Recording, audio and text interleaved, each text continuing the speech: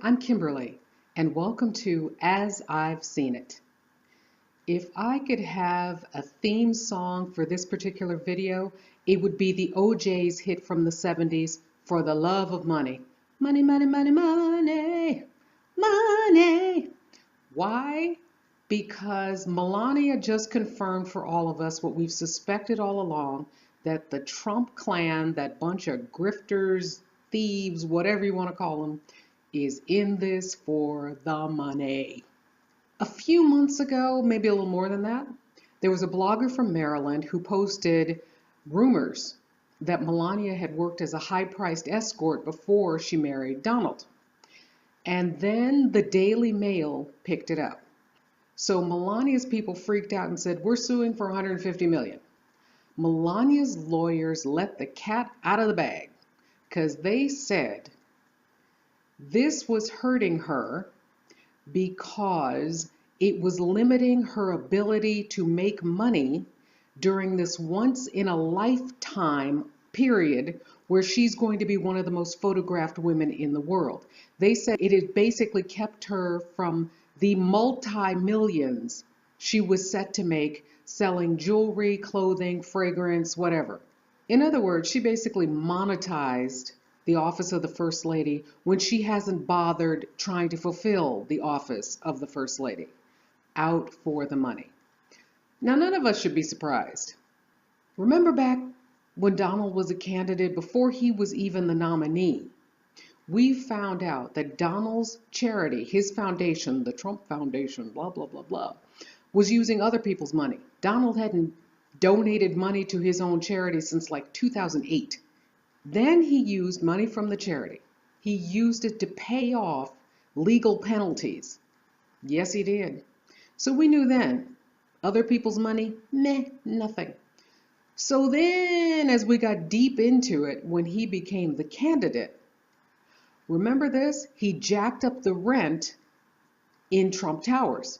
And didn't just jack it up a little bit, jacked it up like 5 times, just in time to rent out space to the Secret Service.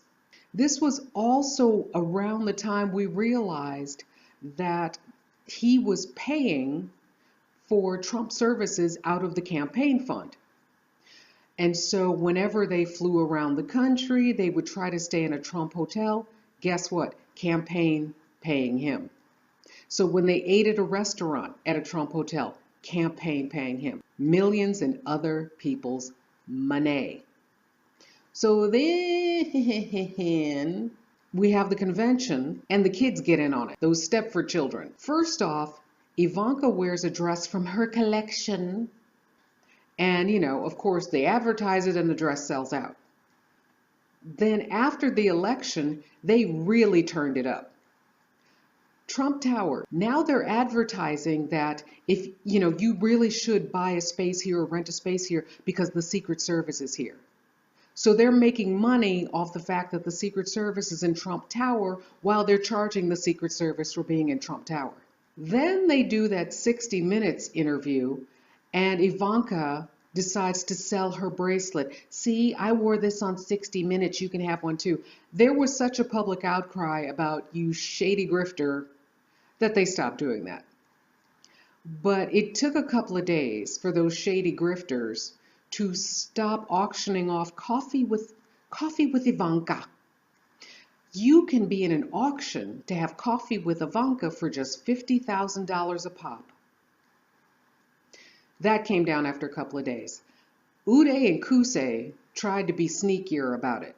They went through some kind of charity, went through something where it was easier to hide the names of who was behind it, but they were basically selling time with their father for $1 million. If you donated $1 million to this charity, then you could have FaceTime with the Donald. And there was such a public outcry that those shady so-and-sos backed off on that too. And so then, on the road up to the inauguration, guess what?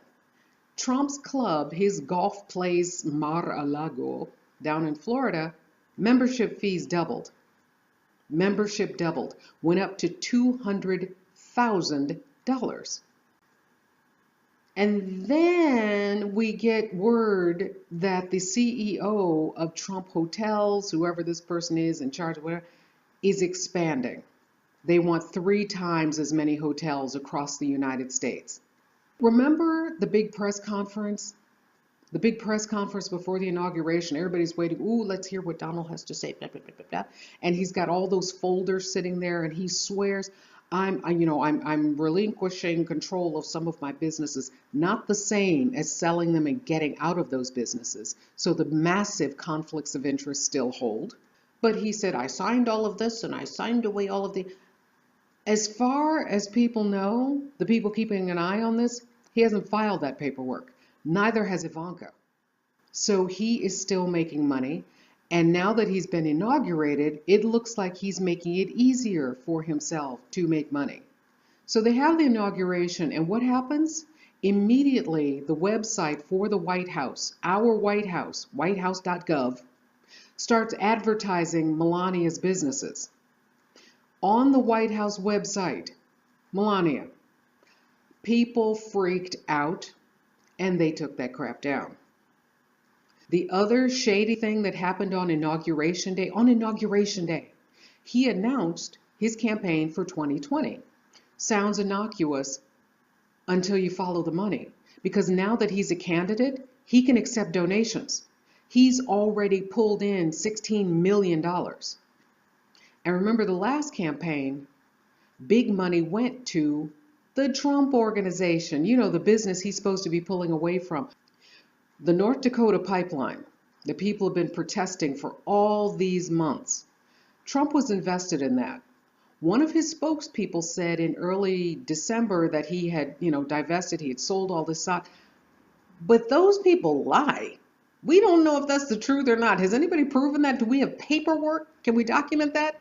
Because one of the first executive orders he signed was to go ahead, not just go ahead, but rush through getting that pipeline up and working. Nancy Pelosi, minority leader in the House, said, Trump has not committed an impeachable offense yet. Well, we can't really say that because we don't know his foreign business ties. Article 1, Section 9, Clause 8 of the U.S. Constitution says no elected official can receive emoluments, meaning payments, from a foreign power, from a foreign government. Some of the banks that Trump has been dealing with overseas are state-owned. That qualifies. That qualifies as breaking the emolument clause. And we knew this before the inauguration, but you can't impeach someone who's not in office. The day before the election, the Russians agreed that someone was allowed to buy 19.5% of Rosneft, one of the massive state-owned oil companies. Now, no one can figure out who bought it or who the Russian bank lent the money to. Apparently, there are all sorts of shell corporations, and all they can do is trace the money and the owner to a Cayman Islands account. Nobody knows who. 19.5% of Rosneft. We're talking worth billions, possibly trillions of dollars. But only worth that if Trump removes the sanctions from Russia. So why is that relevant? Remember that dossier that came out about a month ago that BuzzFeed published, and people were freaking out and everybody's paying attention to the salacious part? Well, one of the things that people missed in that dossier prepared by an MI6 officer, a British secret intelligence officer, and by a Russian dude, they found him dead in the backseat of his car right after Christmas. The dossier also said Putin promised Trump 19% of Rosneft if Trump won the election and then lifted the sanctions that Obama had imposed upon Russia after Russia took over Crimea and invaded the Ukraine. So we'll keep an eye on these money-grubbing Trumps who are trying to take everything. I really hope they did an inventory at the White House before these people got there, because stuff might be walking out the door. I don't like them. I don't trust them. I don't trust a one of them. Make sure everything that was there at the beginning is there when these people get tossed out. Thanks for watching.